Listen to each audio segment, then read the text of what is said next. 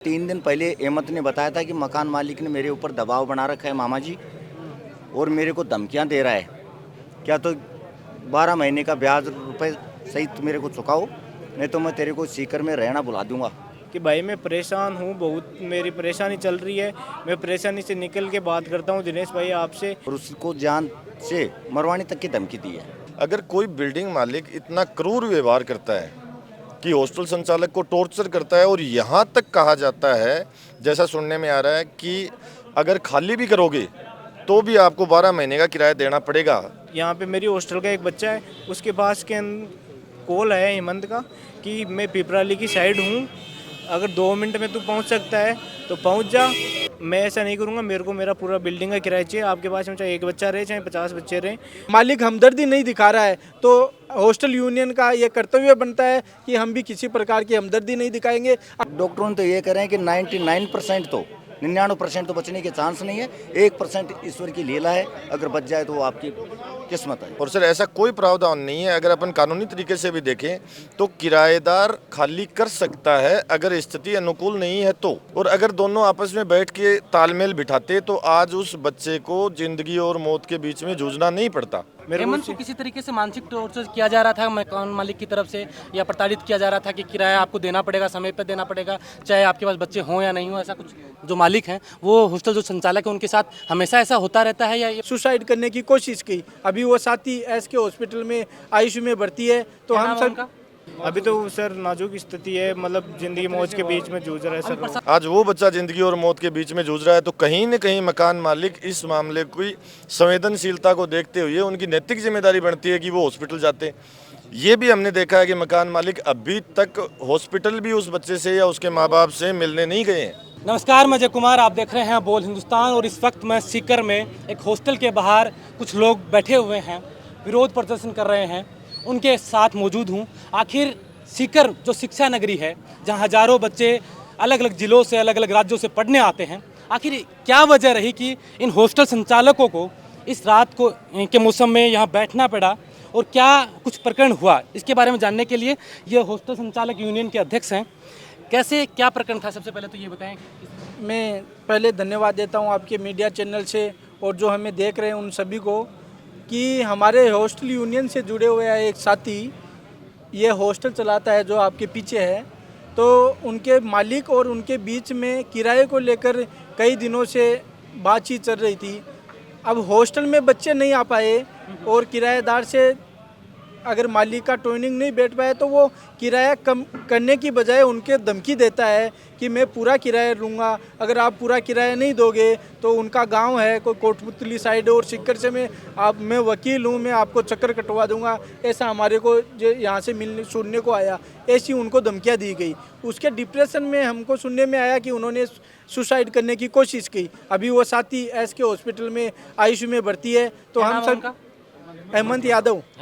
हम ये कोशिश, हमारे भगवान से प्रार्थना है कि वो हमारा साथी जल्दी से जल्दी सही होके वो खुद अपनी ज़ुबान से बोले कि ये हॉस्टल के मालिक द्वारा उसको किस तरीके से प्रताड़ित किया गया या उसमें क्या सच्चाई है वो तो खुद बता पाएगा। लेकिन हमारे यहाँ के सब लोगों से, 5-7 लोगों से जानकारी जुटाने से ये मालूम चला है कि उनकी मालिक की मनमर्जी और उनकी धमकी के कारण उसने ये काम किया है। इनके बीच में अगर आपको पता हो तो क्या एग्रीमेंट हुआ था किराए को लेकर, कब से ये मानसिक प्रताड़ना जो वो झेल रहे थे? वो एग्रीमेंट का पार्टनर इनके साथ में इनके पार्टनर है, उनको ही पता है एग्रीमेंट तो क्या हुआ था, वो बता पाएंगे आपको। आप हॉस्टल चलाते हैं, क्या देखते हैं कि सीकर में जो लाखों के बच्चे बाहर से आते हैं और हॉस्टल एक बड़ी सुविधाएं यहाँ देते हैं, तो क्या जो किराएदार हैं, जो मालिक हैं, वो हॉस्टल जो संचालक है, उनके साथ हमेशा ऐसा होता रहता है या ये पहली बार? नहीं, ऐसा होता नहीं है। कई मालिक अच्छे भी हैं। हम ये नहीं बोलते कि सभी मालिक एक जैसे हैं। कुछ मालिक समझते हैं भाई अगर बच्चा नहीं आ रहा तो हम 1 महीने दे देंगे लेकिन दूसरे महीने कोई नहीं दे पाएगा। कोरोना जैसी महामारी में हमने देखा तो था उस टाइम पे भी तो किया था ना।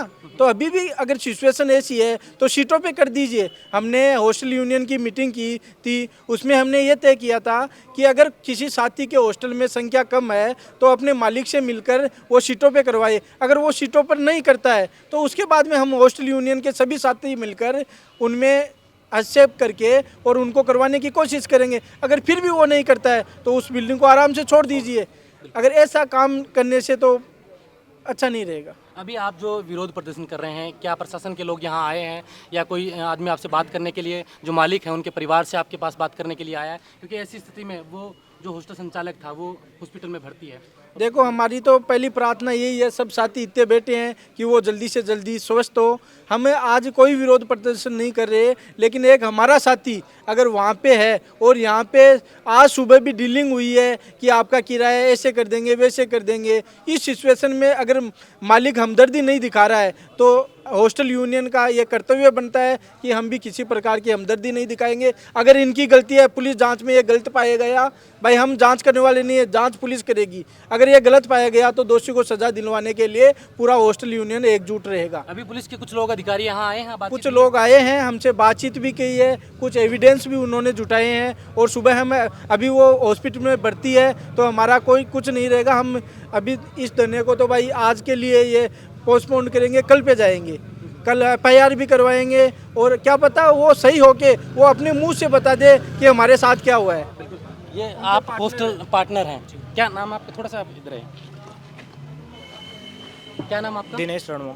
कितने पार्टनर थे आप? 2 पार्टनर थे हम, दिनेश रणवा और हेमंत यादव। हेमंत यादव। कितने दिन से आप हॉस्टल चला रहे हैं? ये दूसरा महीना है, अभी 21 तारीख से दूसरा महीना स्टार्ट हुआ है। अच्छा, तो ये जैसे ये बता रहे हैं कि हॉस्टल में ये डील होती है कि पर सीट के हिसाब से या फिर पूरी बिल्डिंग के हिसाब से, तो आपका कैसे? जो सर एग्रीमेंट था वो तो पूरी सीटों का था, 1.5 लाख रुपए पर महीने के हमें किराएदार को देने थे एग्रीमेंट के हिसाब से। लेकिन इस बार हॉस्टल्स की कंडीशन यही है कि हॉस्टल की सारी सीटें भर नहीं रही है। इस वजह से हॉस्टल यूनियन की मीटिंग हुई थी 5 दिन पहले, तो उसमें ये डिसाइड हुआ था कि सभी अपने मकान मालिक को ये बोलेंगे कि जो जितनी सीटें भरी रहेगी हमारे पास में, हम उतना ही किराया दे पाएंगे, उससे ज़्यादा हम किराया नहीं दे पाएंगे। तो आपकी बात हुई मालिक से इस मैटर को? मालिक से मेरी हेमंत की बात हुई, जो मेरा भाई मेरा पार्टनर है, उसकी बात हुई मकान मालिक से, तो मकान मालिक ने बिल्कुल साफ स्पष्ट मना कर दिया कि मैं ऐसा नहीं करूंगा, मेरे को मेरा पूरा बिल्डिंग का किराया चाहिए। आपके पास में चाहे एक बच्चा रहे चाहे 50 बच्चे रहे, मेरे हेमंत को किसी तरीके से मानसिक टॉर्चर किया जा रहा था मकान मालिक की तरफ से, या प्रताड़ित किया जा रहा था कि किराया आपको देना पड़ेगा, समय पर देना पड़ेगा, चाहे आपके पास बच्चे हों या नहीं हो, ऐसा कुछ था सुनने में आया आपकी? जी बिल्कुल, उस टाइम जिस टाइम बात हुई थी उन्होंने ये बोला था कि आपको पूरा जो किराया है वो आपको पूरा किराया देना पड़ेगा। आप चाहे बच्चे रखो या मत रखो, चलाओ मत चलाओ, आपको जितना टाइम का एग्रीमेंट हुआ है, जो जितना हमारा एग्रीमेंट के टाइम का जितना जो पैसा बनता है वो आपको हमें पैसे देने पड़ेंगे पूरे, चाहे आप हॉस्टल चलाओ या मत चलाओ, उससे हमें कोई मतलब नहीं है, आपको किराया पूरा देना पड़ेगा। ये चीज़ उन्होंने बताई थी, पूरे हेमंत को बोला था और बोला था कि अगर आप किराया नहीं दोगे तो मैं भी वकील हूँ, मैं भी आपको शिखर कोटपुतली के चक्कर लगवा दूंगा। जब ये कब की घटना है जो ये सुसाइड का जो उन्होंने कोशिश की? सर ये कल रात की है। कल रात की घटना जी। है। आपको कब पता चला इसके बारे में? मेरे को कल रात को सर, कल मैं सुबह आया था, कल सुबह हमारी मकान मालिक से मीटिंग थी किराए के रिगार्डिंग किराए के रिगार्डिंग मीटिंग थी, तो उन्होंने आज का बोला था कि आज आपको फाइनल डिसीजन दे देंगे। क्या है मैंने किराएदार जो हमारे मकान मालिक है, मैंने और हेमंत ने दोनों डिस्कस करके ये रखा था कि आपको 25 सीट का हम फिक्स किराया दे देंगे, बाकी जैसे हमारे पास में सीट होगी। सीटों का हॉस्टल है ये सर 47 सीटों का हॉस्टल है, इसमें 80 या 25 सीटों का किराया हम देने को तैयार हैं। हम तैयार थे, हमने बोला ये दे देंगे। तो जो मकान मालिक उन्होंने बोला कि मैं अपने पिताजी से बात करके आपको सुबह तक बता दूंगा कंफर्म। और फिर रात को ये घटना हो गई। रात को ये 8:30 बजे की घटना हुई। मैं घर पे गया ना, मैं घर पे गया तो मैंने 11:30 बजे मेरी हेमंत से बात हुई थी दिन में। उसके बाद में मेरा हेमंत ने एक भी कॉल नहीं उठाया। फिर मेरे को रात को शाम को मैसेज किया 5:30 बजे के अप्रोक्स टाइम, मेरे को एग्जैक्टली याद नहीं, उस टाइम मेरे को मैसेज किया कि भाई मैं परेशान हूँ, बहुत मेरी परेशानी चल रही है, मैं परेशानी से निकल के बात करता हूँ दिनेश भाई आपसे।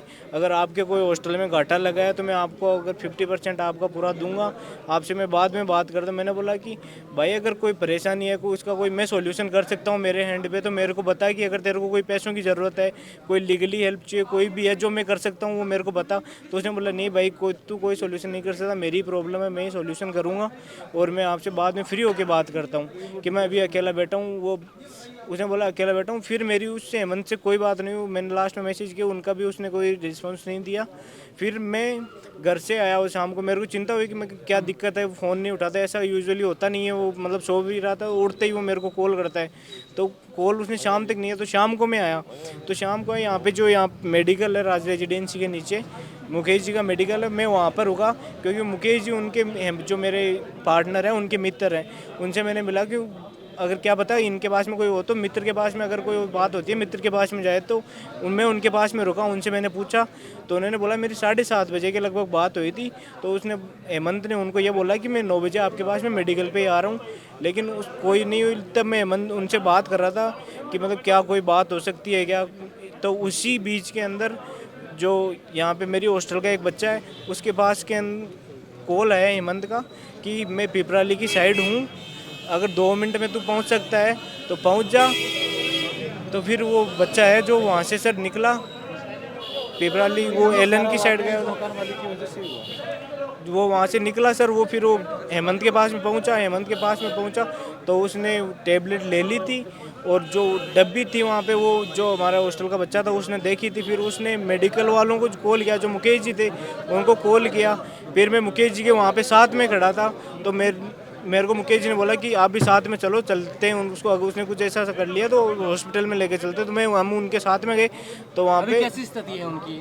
अभी तो सर नाजुक स्थिति है, मतलब जिंदगी मौज के बीच में जूझ रहा है सर। प्रशासन के कुछ लोग आए बता रहे हैं कि प्रशासन के लोग हैं सर, उन्होंने जो हमारे लिखा है कि कौन मकान मालिक है, कौन जो पार्टनर थे, कौन शुरुआती थे। जानकारी लेके गए हैं? जी बिल्कुल। तो कोई आपको वार्ता के लिए आश्वासन नहीं दिया कि भाई आगे हम क्या कार्रवाई करेंगे? उन्होंने बोला है कि आप एप्लीकेशन देना, सुबह हम जो भी लीगली कार्रवाई होगी हम बिल्कुल करेंगे। बिल्कुल, ये थे इस हॉस्टल में जिन्होंने आत्महत्या का प्रयास किया, उनके पार्टनर थे, इनके रिश्तेदार हैं, परिजन हैं, उनसे भी हम जानने की कोशिश करेंगे। आपको कब पता चला कि ये जो घटना हुई है इसके बारे में आपको कैसे पता चला? मेरे को रात को 9:30 बजे मालूम पड़ा। कल रात को 9:30 बजे? 9:30 बजे मेरे को मेरे भतीजे ने उसके पास किसी का फ़ोन आया था, उसने मेरे को हॉस्टल से ले गया कि हेमंत ने ये बात कर ली है। हालांकि मेरे को 3 दिन पहले हेमंत ने बताया था कि मकान मालिक ने मेरे ऊपर दबाव बना रखा है मामा जी, और मेरे को धमकियां दे रहा है, क्या तो 12 महीने का ब्याज रुपए सहित मेरे को चुकाओ, नहीं तो मैं तेरे को सीकर में रहना बुला दूंगा। और उसको जान से मरवाने तक की धमकी दी है।